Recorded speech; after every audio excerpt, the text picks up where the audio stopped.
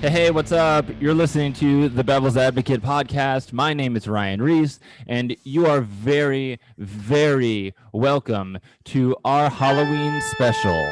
Yes, this very special episode dedicated to the wonderful all-American holiday of Halloween. And today with me, I have some very special guests who I'm very excited to talk to. I prefer to be addressed as Ryan Reese today, but that's okay. Or I guess I'm the devil today. So I'm not the Bevel's advocate. I'm actually the devil this time. But it's the Halloween special. So, but wait, what? How come you're introducing it? Or what are you supposed to be? Well, if you can't tell just by looking, I am dressed as the incredibly dashing Ryan Reese of Honed Media fame. Is that how I dress? I don't dress like that. That's yeah, I mean, minus the swagged out chain. I think the turtleneck and the blazer is pretty much, and the the sort of Peaky Blinders style. There's only like a few pictures of me that are actually like that, but Mr. Neal Samuel. Thank you for having me on your podcast. I'm broadcasting from the Carpathian Mountains right now. Oh, okay. Are you in Transylvania? Yes, at the moment I am. I hope you like my setup. I tried to get it spooky. I hope you like the dramatic lighting and right. Everything. Well, you don't have to try hard to make it a spooky setup, do you? No. It just changed the lighting a little bit. The cobwebs were already out. Right. The beware sign was already there and all that. Yeah. Just made all right, cool. Well, welcome to the Halloween special. I actually have some fun things in store tonight. Halloween's one of my favorite holidays, so I'm glad we're all to do this. And some of the things that we're going to do tonight are extra spooky. So be prepared. It's still Kendama related, despite being the Halloween special, which leads me into the first kind of thing I want to talk about is Halloween your guys' favorite holiday? I'd say it's pretty close, neck and neck, maybe with Leif Erikson Day. I don't want to bring that into this because then we're gonna get into a whole other thing. I'll get a little heated, but I'm not really a Halloween guy. I'm not like the Halloween guy. When's the last time you went trick or treating? Yesterday. I'd go every day. Yeah. Oh, really? That actually reminds me. I used except Halloween. As a prank, me and my friends, when I was in middle school, we were bored one day and they were like, what do you want to do? And we were looking through my garage, through all the junk I had in my garage. And I found the Halloween decorations my family had.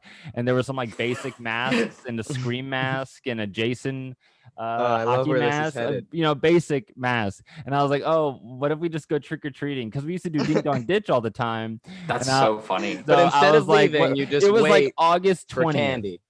It was like the middle of the summer. Yeah, absolutely. At like 3:30 in the afternoon, not even like at night or any, and it followed no rules of Halloween except just the masks, and we had pillowcases for candy. It was too funny. We'd go knock on the door and we go trick or treat, and people would be like, "It's not Halloween though." And we didn't break. We would just be like, trick or treat. And they'll go, okay, let me go see if I can find some candy.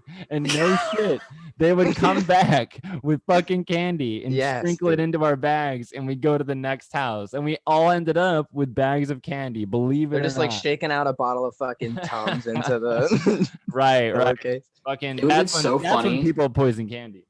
It would have been so funny if you brought like styrofoam tombstones and like decorated their front yard and then knocked on the door. You're like, you guys decorated and everything. You're not candy ready. Get a whole neighborhood to participate and be in the background going to other houses and everybody else is decorated. That would just treat people one out. Person getting that's godlike. So before we get into other things, I want to ask you guys what you dressed up as. I appreciate you dressing up, and as you can see, I am the devil tonight. And I want to see what you guys are. So we'll start with Neal. Neal, who are you supposed to be? I'm just me. I'm always like this. I don't know how well you can hear me, but I always look like that, like this. You know that, Ryan. So this is just your style and fashion sense. Every day is Halloween. And that's why I go trick or treating every day. What do you like about dressing like the way you do? I think that I'm just, being my authentic self, so to speak. And you know what, Yes, you dude? could That's say. perfectly fine, and I applaud you for that. That's awesome. So I appreciate you coming to the show. I really wished you dressed up. You know, that's the point. For Halloween, dude, you need to dress like an ordinary person. There you go. That's the move. That'd be dressing up for you. That'd be fucking awesome. That'd be Just like funny. cargo shorts. Yeah, and a t-shirt. yeah. That would be scary. Right? Right. It's scary. Well, It is that's scary. pretty fucking right, scary. Right. All right. Agreed. And then Tony, what are you supposed to be? Who? I'm sorry. Ryan, who are you supposed to be? Right. Well, I'm Ryan Reese, of course. So you're me. Yeah. In a sense. Are you dressed as me, or are you actually me?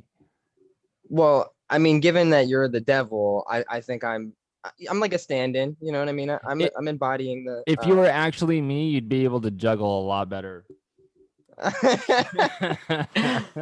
Yeah, Tony, let's see a borders balance. Yeah, let's I was see gonna some say border- I'd be doing, Ryan. yeah, I'd be let's see doing that border flip. balances. Okay, so I you're guess me, I'm and no I real get Ryan it, Reese. and you That's look why good. I got a cigarette instead because I forgot the cigar. I'm like Ryan Reese. A cigarette? I did smoke. Okay, that's me in like maybe 2018. All right, that's cool. So Annie, I'm interested to hear what your costume is all about. So explain this costume for us. So I'm the ghost of Kusa past and what used to be. Back when Kusa was on top of the world. I've got my OG Kaizen 1.0 Dave Mateo mod with me. Oh, okay. I've got the Jake Weens bandana and straw fedora bow. And I'm just the ghost of Kusa past. Gotcha. It couldn't have come at a better time, honestly. Why do you say that? I put this costume together 2 days ago, and then yesterday morning I woke up and Wyatt Bray left Kendama, USA. No, Right. I thought this was just incredibly topical. I thought you came up with this one on the fly. No, I had this idea as soon as I was asked to be on the podcast. Well, Haley Bischoff made a video about. Yeah, I saw that, and I was like, "Oh man, I hope I don't look like I'm biting." Like, well, wait, what was her video about? she just made like an Instagram reel where she just like cut a sheet out because I guess Kus is doing a Halloween contest. Are you suggesting that Kusta is no more or something, or like what? It seems like a statement costume. It's definitely more of a lighthearted barb. I don't think Kusa is going to be dead anytime soon. Like, I don't understand why people really think that Kusa is going to be dead right now, especially with the way that Kusa is. Kusa has always existed. Oh, hey. Hey, Annie. I just think it's. Oh, hold on. All right. I just think that Kusa's taken some hits. I think we're fine. Kusa will survive. I've seen Kusa come out of worse.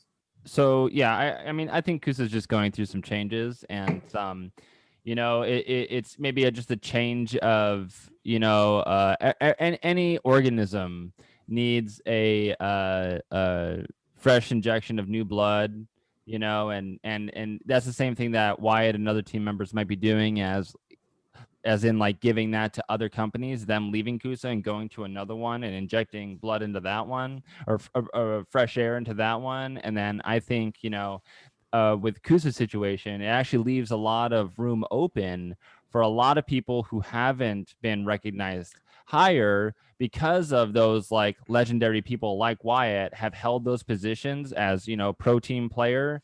I think younger players, young guns coming up need these kind of moments to happen so they can fill that role. And again, give a breath of fresh air to a company that is OG like Kendama USA. Agreed.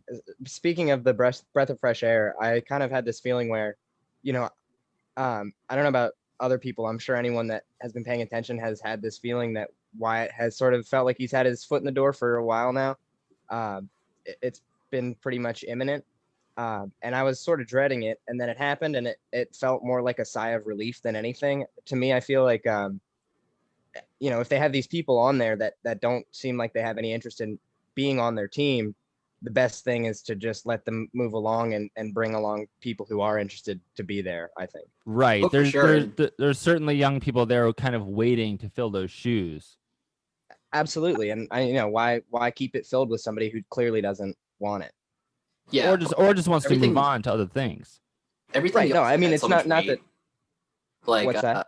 I feel exactly like I know that's exactly what I mean. Like I have no hate for Kusa. Everybody knows that I love Kusa. The shift and the slim shapes are great. I've played. Kusa was my first real Dama after a fucking crazy Dama that I got. I poke a lot of fun at them, but that's where I started. They're where it came from. Yeah, like I hold so much respect for. Well, Kusa. I think that's coming not to bite them back in the ass, but it's kind of pigeonholed them into like they're just the entry level company where like it's literally called Kendama USA. They bought kendama.com, the domain name that leads to Kendama USA. It was for sure. It was to claim the stake of Kendama as a thing in the United States of America. And and so when you see it, it was perfect for places like Annie, if you remember, Lighten Up. Oh God, yeah. It was perfect for the little display DVD playing on a loop to show people like what Kendama's about. They showed a little bit of Haley, a little bit of TJ, a little bit of Jake Ween, Colin. Yeah. And you see how fun and exciting it is. It was very general. And I think people now, or the community now, is definitely growing towards, why did Dwesty and Brian Skagline go to Crom? Because I feel like they find more of a team personal mentality there that they kind of orbit with. They want to be in that orbit. They want to be in that kind of world that, this is Crom is not Kendama USA, as in like literally it's not a US company, or it didn't originate that way. And it's not about the general spreading of kendama. It's about making good kendamas and making them look cool and interesting and fun and like art, and even having Brian, who, I'm not saying he's not a great player, but, we all know the media background that he can bring to that. And you mean Chrome's team? To Chrome's team, right. You saw what he did for Kendama USA with stuff behind the scenes, and then also the stuff he did, on camera. I mean, that is a huge benefit to not only companies, but to other players and the community, because, he can be the bridge between the company and the audience, or the market, the consumers, the players. And now that, Crom was already off to a great start with many of their players, but and now of course they even have bonds, and so it's just kind of, you can kind of see how major players, and I mean major players as in like, think of it like a game, not as in like actual kendama players, but major people in the community are gravitating towards that kind of company or brand because they identify a little bit further, or they feel like they can be more niche and creative. Whereas Kendama USA, I'm sure Brian felt limited that he can only use their brand voice, which is still kind of very general, deal of the day, kind of spreading kendama. So like you say with Chrome, so many of those fucking deal of the days, with all those old kendamas. They're still peddling them out. Boxes of them still, or something like that. But yeah. Yeah, no, I think with, like you mentioned with Chrome, they're going for like a more like a certain vibe, and I think you see that with Sweets as well, with the players that they have been investing in. Well, I think there's a big difference between generalizing kendama, very much like Kendama USA did, where Sweets is trying to popularize kendama. Sure, but so I think that go ahead. Kuza's case, I think that does keep them safe in a sense, because like you said, there's always this significant demographic of people who, it kind of goes back to what we were talking about with Johnny from Serial the other day. Right. That, that he thinks, he views his company as creating products for players, people who are already playing kendama, whereas Kendama USA can pretty safely maintain the market of people who are not kendama players, who will Google, will search kendama.com and find their product. That's what I mean by general. It's just kendama. It's just kendama. But that'll keep them in business indefinitely. Right. At the end of the I day. think that's the thing. That's the thing that they'll never let go of is the generalization, which kendama is still at, I would say, for the most part. It's still, parents will type in kendama.com. and see what People comes are still up. buying their Right. first damas off of Amazon every day. Right. So Completely uninformed. So right. So I I used got to have a mine. Kendama that Ryan gave me a little while ago. I don't know where in the world it went. I'll Just admit they do that. I'm not entirely as familiar with Chrome as you guys obviously are, but I remember when I was recording a video, I think like 2 years ago for you guys, I remember seeing that name popping up. Yes, no, you're right. Absolutely, Neal. And that's kind of one thing I wanted to talk to you about, actually, is the reason I invited Neal onto the show tonight is not only for the Halloween special, I knew he would get a kick out of this, but also Neal is a unique person, I think, in my Kendama journey, because he is the only photographer slash filmmaker who actually came to everything I asked him to come to. And not only that, but he I was worked not his aware of ass that. off, and he shot so many clips that I look at today and look back on fondly because I couldn't be holding the camera all the time. I was also hosting the event or doing whatever, moving stuff around. I couldn't have a camera in my hands. If and Annie can back me up on this, every other event that I did not host, I had the fucking camera in my hands and I filmed everything. And so when I had my own events, I could not always do. I am not an octopus. I don't have 8 arms. I literally cannot do everything. However, Even just when we ran down to meet Troy in Fort Lauderdale, like that camera in your hand 24/7 on that film day. Like I filmed one of your tricks, and after that, you were holding it the whole time. And that's exactly why I called Neal. And he was there at Dama to the Death 1. He was there that day of the Milk District, if you remember. Oh yeah, that was a fun day. I miss Trey. Trey Clugston, come back to Florida. Yeah, Trey was there. Yep. I was hungover as shit that day. I don't know. Wasn't that the PBR weekend? That was the day, or the Milk District was the day after we hung out in the Skilderness Shack. In the shack, yeah. The first office. Oh god. And you had there was 25, 30 PBRs. We drank like 30 PBRs. Yeah, probably more. Probably more. I have a confession to make. I currently have my PBR koozie with you can see here, hams inside of it. Oh wow. Not very proud of that. Where do you find hams at?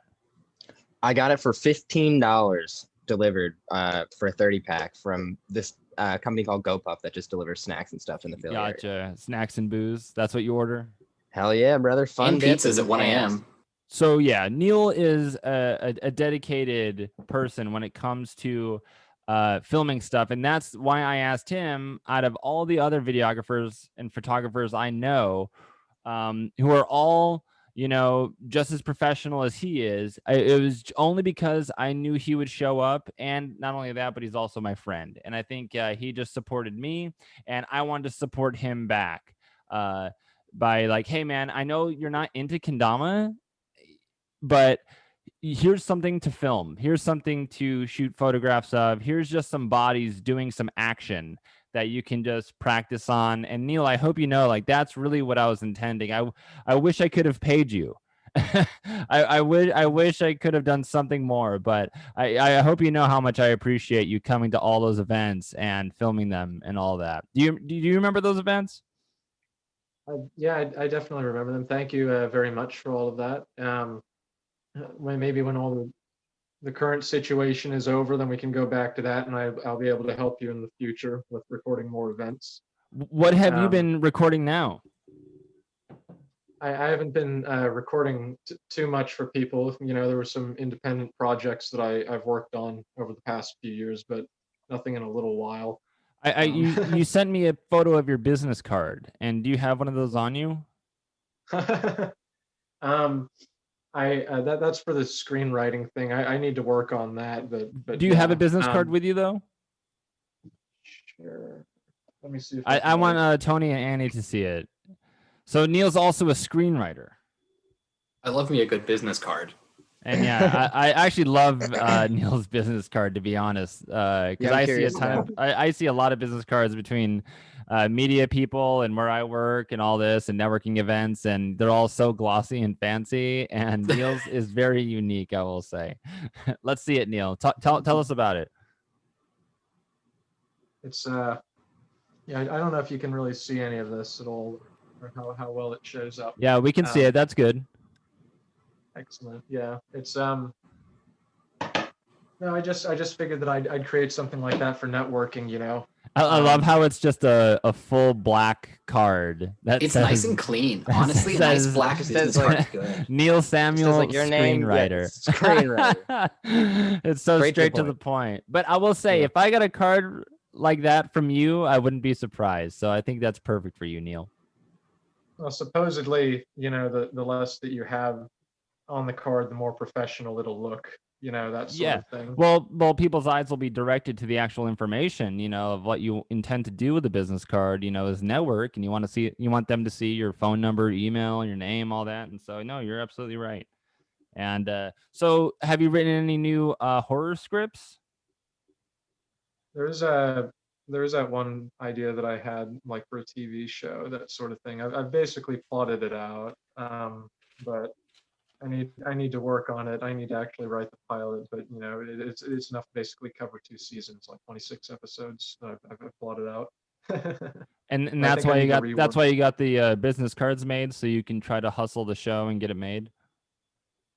Well, at least for the time being, I just pass it out whenever I'm on a project with somebody, and then network through that, and then maybe meet people that could help elevate my status. I don't know.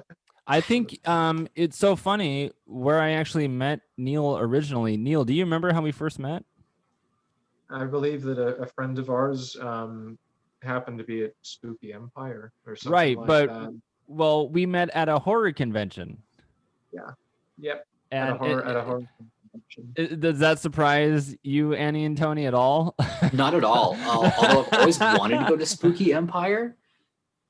Spooky I, for one, Empire am is a bit- great. Orlando. I'm a bit shocked, but I'll get past it. But no, yes. Me and Neil met at Spooky Empire, which is a horror convention here in Orlando that happens every year. Of course, not this year because of COVID, but we went there. And do you remember waiting in line for Malcolm McDowell's autograph? Oh, yeah, You lucky I do. bastard. I still have the pictures from that. I was the last person to see him before the actual photo op. I think I took the pictures for you, didn't I, with your camera? You may very well have. My hair was much longer back then, of course. Yes. And it's funny. It was amazing. I never met anybody where we literally just got introduced, and then maybe 15 minutes later, I was taking a picture of him with Malcolm McDowell. And so that was very interesting. And ever since, I never forgot about Neil. And that's why I'm happy to have him on the show tonight, because he does know what, Neil, you know what kendamas are, right? Of course. I've failed at using one. Are you Who hasn't? do you have hand-eye coordination, Neil? Not very much. I have a bit of a neurosis that creates a deficit with my coordination, but So no. I kind of That's a suck at no. kendama. Okay. but you've tried playing kendama a few times, right? Yeah, when I was shooting the videos, one hand with the camera, one hand with the kendama. Right. Annie, do you have any memories of Neil?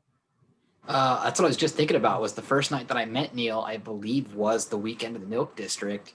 It was that punk bar venue that we went to the first night when we were selling those Skilderness Damas. Right. Punk bar venue. It was like no, not the first night I met Monica. It wasn't a punk bar. That was, you're thinking of It was Hanau that artist Center. space. Yes, Yeah. it was an artist. It was an artist space. That was the Hanau There was a punk Center band playing in Orlando. like- but yes, it was like a metal show. Yeah. It was that, and then I just remember helping move equipment at the very beginning. I think he was wearing a Faces of Death T-shirt, and I happened to ask him about it. Yes. About it for a minute. He bought that at Spooky Empire. Did he really? Neil, do you remember buying the shirt at Spooky Empire? I was gonna say the very day that I met you, actually, and there's a funny anecdote I remember you that you recollect. You've told people about about when I bought it. You were like, who the fuck would ever buy a Faces of Death shirt? And then you Yes. remember? Yes, no, I remember we were both at that t-shirt table at the horror convention, and they had a whole array of different horror-themed, obscure video and horror films, and if I'm not mistaken either, it was right next to the Trauma booth. And if you can see the Trauma memorabilia I have right up here, that's from that day, actually. When I got it signed by Lloyd, that green and yellow poster right there, that was done that day, or I got it from the Trauma booth that day. And that was right next to this booth that was all these like horror, very obscure horror film t-shirts, and one of them was Faces of Death, and I was standing next to Neal, and I'm like looking around trying to figure out which shirt I wanted to buy, and he just points up and goes, yeah, I'll take the Faces of Death shirt. And I was like and like I was the only person in my neighborhood as a kid who knew what Faces of Death was. Well, yeah, for the uninitiated like myself, can you give a little context on?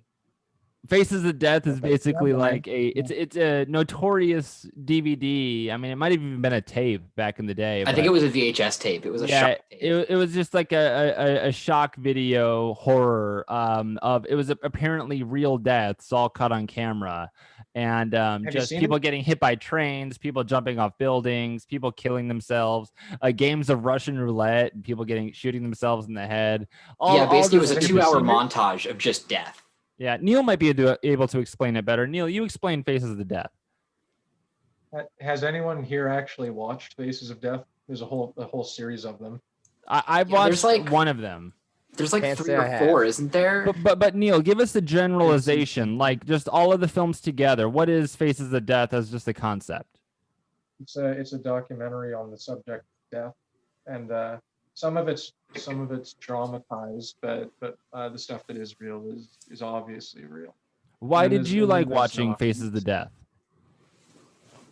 Oh, just because it seemed like something that was hidden that you're not supposed to watch, I guess. And it's not like watching something fictional, I guess. But it's just kind of that natural morbid curiosity.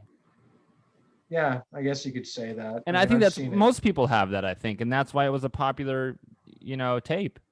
Oh, for sure. Maybe that's what you should do, Neal, is just record actual people dying, and maybe somebody will watch what you make. Yeah, just but I'll have to use some filters or something when I do it. Just film me like trying to hit a stilt flip enough times, and you'll get it. You'll get it on film. Oh God. Well, one thing I do appreciate between all 3 of you is your senses of humor, and that's a big thing on this show. And so one thing I want to talk about is our costumes. This is the Halloween special, and I appreciate all of you dressing up. And because of that, we're actually going to have a costume contest. And so, coming from the Bevel's Advocate podcast, you are now the judge of the costume contest for the 2020 Halloween special. I'm actually going to let the community vote on who had the best costume tonight. So when this gets posted, that's when we'll figure out who actually won the costume contest. So I'll make a whole social media post about it, and that's how it'll be judged. You know how you can do polls and all that kind of shit? So we'll see what the voters think about that. So that's how. So what am I going to win? Well, we'll see. I mean, a lot of people might actually be pissed off and hate you for being the ghost of Kendama, USA. I think that's the best gift of all. Okay, Annie, do you have any Kendama horror stories? I was homeless for a night once in Orlando, like an hour and a half away from home after a Kendama event. You consider that a horror story? It was pretty scary because we had to try 2 seedy motels, and they turned us down because it was me and Dallas. I think it was 2017. I think it was Beast Coast Battle. It was Troy Monagito's event when Bonds came down. Right. I remember in Winter Park. Right. We had a place to stay that night. Ended up just falling out after the event and whatever. It's not really that big of a deal. So we were like, all right, we'll hit up the group chat. We'll figure out somebody. Because Miguel was still around, and he was working for that hotel at the time. And that's where like the after party was. So we were like, oh, we'll figure something out. Miguel can maybe get us a deal on a room for the night. Because I was 3 months into having a driver's license. and drove 4 hours to get here, basically like an hour south, then 2 hours back just to get to Orlando. So I wasn't driving straight through for the night because I had no driving experience. Right. So we're DMing everybody in the like Skilderness group chat for the event. Nobody's responding. So we go and get to a wing place and sit down for a bit to try to figure out what we're doing. We're Googling hotels, motels. We roll up to a motel. I think I was 20 at the time and Dallas was 19. So we roll up to this motel and we're like, hey, we need a room. And I'm talking, it's like a 2-star motel. Like, this place is terrifying. And they're like, sorry, we can't take you. You're too young. And we were like, oh, okay. That's a wrench in the plan. Fucking 2-star motel is too good for me, I guess. Yeah. Like, I think because Dallas only had like a high school ID on him at the time. He didn't have like a license or anything. So that was also, I guess, kind of sus to the dude. I mean, yeah, if that's Dallas pretty had shoes on, suspicious. you're like, you're off I mean, to a this good is the start. beginning of a horror movie right here, where you can't even this get is a Hostel. hotel. Yeah, This is Hostel in Orlando. So where do you go? What do you do? Turned into some Taken shit. So we go to a 24-hour Walmart to hang out, just to figure out what we're gonna do. First of all, you do. Do you go to Walmart to hang out? Yeah. well, we needed something to do. So we sat in this closed McDonald's in this super Walmart because there's nowhere else to go. And eventually Miguel messages us and says, all right, go to the desk of the resort and tell him I got you a room for $80 for the night. And we were like, all right, we're good. We'll take whatever we got because it's like 2 a.m. at this point. We drive all the way back to the resort and we explain everything to the guy at the desk. And the guy's like, I'm so sorry. We have no vacancy. Really? Oh my God. We're standing there with all of our bags and we have no idea what to do. And he goes, y'all got a couch in the lobby or? exactly. He goes, a really fancy resort. So in the lobby, there was this dark room that had no furniture in it except for bean bags. And they were projecting movies on the wall. It was like a kids theater to keep the kids occupied. And there was like curtains. So he was like, all right, lobby closes at like 6:37 a.m. I'll let you guys go crash in the movie theater if you really need a place to stay. So we walk into this little movie theater. We make some beanbag beds. And I think That's actually not bad. yeah. And So you get a film. Yeah, did you get to watch? What horror movie were you watching? So the King Kong, Peter Jackson King Kong DVD menu was on, and then he peeked his head in right when we were about to sleep and was like, "Yo, what movie do you guys want? Do you want King Kong or do you want Over the Hedge?" We told that dude to put it Over the Hedge. Yeah, he says slap in Over the Hedge for me, dog. Dude, Do just me a put it over the favor, hedge. pop that Call- bitch in. Call Call it it a a night. fucking night, dude. Dude, I don't Good need to go. Jackson's King Kong keeping me up all night. Jack Black had too good of a performance. Yeah, that shit is compelling. That King Kong is actually a good King Kong. Mhm. I'm not gonna lie. That was a And good. I thought it was like King Kong's like a little too spooky to sleep to, but Annie's like there were some truly compelling performances in that film. Annie, that was a great and compelling, scary story. I don't think I'll be able to sleep tonight. Not as compelling as King Kong. I'm not gonna be able to sleep tonight because I'm not sleeping on a Jack Black's performance in King Kong. I'm not gonna be able to sleep tonight because it won't be on a beanbag. So 3 beanbags. I Yeah, appreciate you no about less. fucked me up with that. I appreciate No more, the no story. less. I'm gonna move on to Neal, and Neal, I know you're not much of a Kendama player, but you have, or I forced you to be a part of certain Kendama happenings.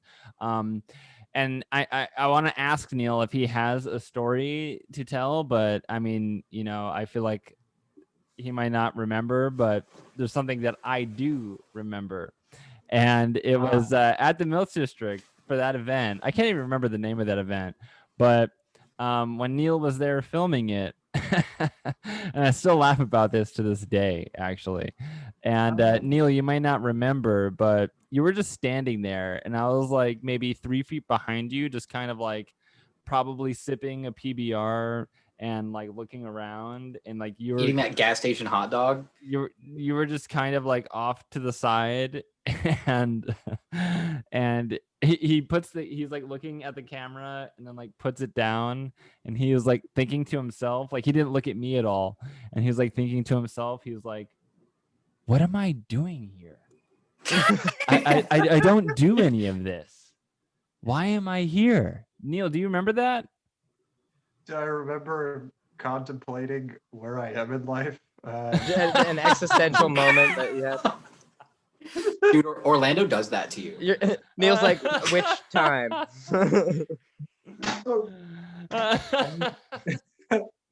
So it was much I do bigger that a than lot. just being at the event. I was like, what am I doing? Okay, here's where I was wrong. I thought he was saying, what am I doing here? As in like this event. He's like, what am I doing on Earth? Just very Wow. very Yeah. existential in nature. Neal, really though, what Yeah, did you that sounds feel? nice. Did you ever have a bad experience filming any of those events or anything? I try to not I try to stay neutral and everything and not like get too worked up about stuff. I mean, I'm pretty sure there's stuff that would warrant me being afraid. I just don't know how well it registers in my brain though at the moment. Right, I see. Um, That's okay. I don't have any particularly particularly scary memories though. Are you guys afraid of ghosts or real people? Real people. Ghosts I can aren't believe real. in the supernatural. Said ghosts aren't real. Why not? Well, if they are, I would like to have an undeniable experience interacting with one, and I just haven't. You've never had any paranormal experience? Nothing that's been explained to you. Any of you have I hope you do. have had a paranormal experience? I'm the type of person that doesn't believe in ghosts, but like if I turn the lights off at the bottom of the stairs, I'm gonna probably run up to the top. Oh, big same. I don't believe in ghosts, but I ain't fucking with a Ouija board. Yeah. Well, what's funny is I've done actually everything all three of you have just said. I don't believe in ghosts. I get scared when I turn off the lights and run up the stairs. And I have played with Ouija boards. I've actually played, Yeah. and this is no bullshit, I swear on my mom's life that I've played a Ouija board on a full moon in a graveyard before. Wow, what a great idea, Ryan. That's I have, and nothing happened. So it's all true what you believe. No, for real though. Despite all of that, I actually have had a paranormal experience, and it's real, and I believe it. And despite all of that, of everything I just said, I have no, and it's not bullshit. I'm not bullshitting to troll. I swear to God, I'm not bullshitting the troll. There was a certain experience of mine that I have had that I questioned what the fuck was happening. So what happened was I was living in Florida and my mom left to New York for a week to go visit family, and I was home alone. And maybe 2 months before that, she flew to New York to go to a funeral of her favorite uncle. And her favorite uncle collected handbells that you would ring like with your hand, you know? And he also played piano, and my mom played piano. And so in her piano room, she inherited all of his collection of bells, and she put them on top of her piano, all across the top of her piano, you see? So she left on this trip months later from that, after his funeral. You know, I forgot all about that. You know, I didn't even go to his funeral. She did. That was another time that she left. And then months later, she left this time for another thing. I don't remember what it was, but her piano was set up with all those bells across it. And he had a favorite bell that had a black handle, and it was gold. It was all gold. And I don't even know if gold rings well, like how brass does or whatever, you know? And but anyway, it was all like molded on the side with decals and all this other, not decals, I don't think that's the right term, but like it had etchings, yeah, all across it and everything like that. It was a collectible piece. It wasn't, you wouldn't pick it up and ring it to be the town crier, you know? yeah, it was like a antique you were supposed to have in a china cabinet, but we just didn't have one of those in my house. So my mom was gone already for like 3 days, and she was gone for a week. And I was sitting in bed watching TV late at night, and I shit you not, I wouldn't make this up. Trust me, I don't believe in this. I wouldn't make this up, but I did hear it. I hear just somebody, as if somebody took a bell and just started ringing the shit out of it for maybe 5 seconds. And 5 seconds is a long time if you do something like that. You know, like 1, 2, 3, 4, 5. So I was like, I jolted out of bed. Like, what the fuck was that? And then like I was watching TV, so I was also like, was that the TV? And I looked at the TV, and there was no bells. There was no. It was like on commercial, and it was none of that. And so I like get paranoid all of a sudden, and I'm a kid when this is happening. I'm still in high school, and I like take the covers off the bed. It was probably late at night, and I was just watching TV in bed, but I was all paranoid because I heard this happen, and I get up, and I like look around the house like, oh, I'm just being paranoid, and I go out into the piano room where my mom had her piano and bells, and that one bell is on top of the piano keys. I shit you not. And I like saw that. Wow. And it was only because it was out of place. And I heard the ringing, and he died 2 months earlier. My mom's favorite uncle, he in the will gave her all of those bells. And I called her actually that night being like, hey, you're not going to believe this. I'm scared as fuck. I'm sorry to bother you like this, but I think something's weird happening. You're not going to believe me, but I told her what happened. And she goes, oh, yeah, that's Uncle Walt. Oh, yeah. Don't worry about that. You're good. He's not going to. He just does that. Yeah, he's not going to kill you or anything. You're good. Nice Yeah, joke. that's him. You know, my mom's a religious person, so she was like, oh yeah, don't worry about that. That should be normal. That's why I wanted his bells, and it's all good. Yeah. He's just he's just doing his thing, ringing his bell one last time, and I was like, what? What the fuck are you talking about? Yeah, I was like, what? I was like, no way. And we had cats at that time. Tell him not to. Well, here's my theory from a sane person, and we had 2 cats at that time who would climb all over everything. They were very rambunctious, very troublesome, and they would climb on top of my mom's piano. Perhaps one of the cats jumped up on her piano, knocked off the bell, it rang, and it just happened to land on top of the piano keys, and the cat jumped off, and something like that. I run out afterward, and you know what I mean? So I think that's one thing, because we did have cats in the house. I was not completely alone, if you want to really think about it. I think either probably the cat like sat there batting at it, and that's why it rang, or it just knocked it off in such a way that it rang itself. It's possible. Yeah, totally possible. And so like that's not too. It wasn't like I was the only living, moving thing in the house. In the cats. My first question was going to be if you had cats or not. Yeah, exactly. When we did, and they would routinely jump on top of my mom's piano. So I try to believe that. You're like, I don't know, man. I thought it was ghosts, and then I went downstairs. Yeah. But it was only because it had the backstory. This guy's robbing my house. It was the only. It was only because of the backstory of like he literally died 2 months prior. It was his favorite bell. Just like everything else I've heard, it's just major coincidence, honestly. Yeah, like it seems so unlikely because all those things lined up, but also like things happen, like coincidences happen. Neal, give us some advice for some of the Halloween enthusiasts out there. What should people be doing that you think more of during Halloween? I think that everybody should be a little spookier all year round, really, not even just October. I mean, I don't know. Everything's a bit crazy with COVID right now.